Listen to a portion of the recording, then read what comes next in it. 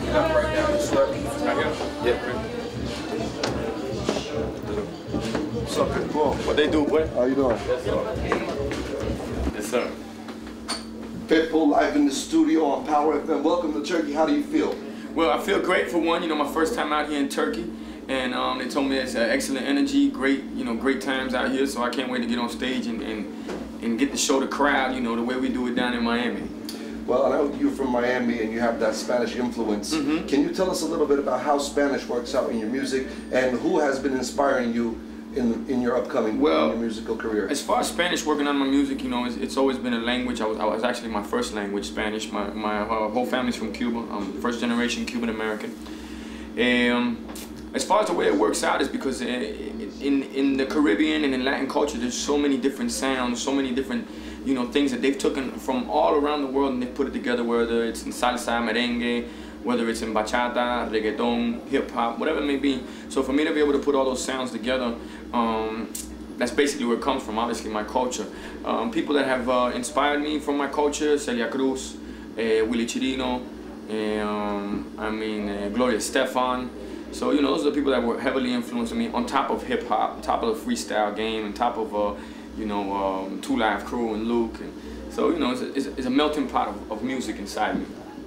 Well, you had really big hits this year, and we're coming towards the end of the year, and your smash hit single, I Know You Want Me, is like going to be #1. Wow. Can you tell us a little bit about like upcoming projects and what you're working on now? As far as what I'm working on right now, we got the album out there right now, Revolution, which is doing great numbers internationally. It's a global record. You have Crazy featuring Little John on there, the Calle Ocho, I Know You Want Me. You have Hotel Room Service, and now we got the new single that we're pushing in the States that's becoming international now, which is Shut It Down featuring Akon. And I'm also going to be working on the Spanish album. We're working to get the anthem for the World Cup, with the Spanish album. The Spanish album is going to be called Armando. That'll be out next year. So, I have a lot of projects, a lot of artists that are going to be lined up off of Mr. 305 Inc. And we're going to continue to work hard, as all we know, at the end of the day. And another question is, actually I know the answer to this one, but why did you call yourself Pitbull? Why is that tag? Pitbull, being that the dog is such a loyal dog, and it always gets, how should I say, they have a different perception on it, like it's a fighter, it's a bad dog. It's really not. I'm really a good person. I've been raised around negative things, and I think it's the same thing with the dog. So I've been taught how to fight my whole life, in life and in music, and how to create my own avenues on how to create new music, and a lot of people don't understand this sometimes. So, in this game, sometimes, unfortunately, you gotta bite people. You can't let them go like a pit bull does, until you take care of business. And, like the irony behind it, which I always say, is because pit bulls are illegal in Miami, so I'm the only pit bull with papers. Another question is, I know you're interested in cars and everything.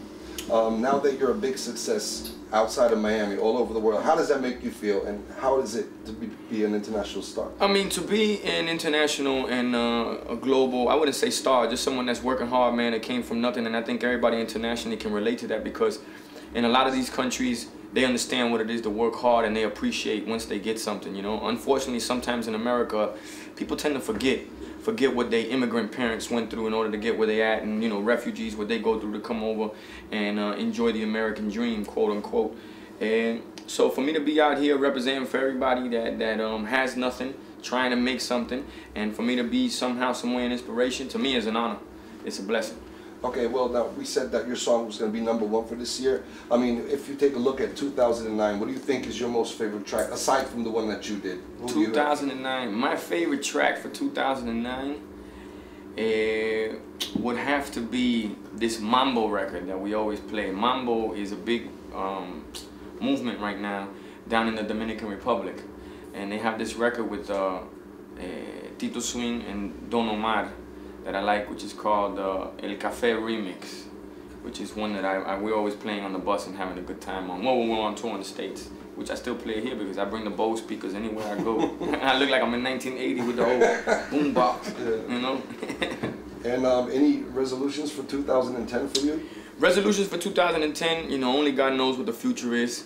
And we're going to keep working hard, and thanks to the public, thanks for you guys supporting us. There's no way we could do this without y'all. But for 2010, we're just going to me, this is the beginning. I've been working hard independently for 10 years. We still have an independent grind. We're business partners with Sony and Mr. 305 Inc. and Polo Grounds, so it's not like I'm an artist. We're both equally invested in this venture. And all I want to do now is continue to show the world that music is the universal language. You know, with all the negativity that's going on in the world, whether it's the world economy, whether it's wars, whatever may be that's going on, music always finds a way to let people escape for a little while, bring people together for a little while. So music is very powerful. In 2010, I want to continue to show that. Got it? Respect, man. Now, come on, man. My pleasure.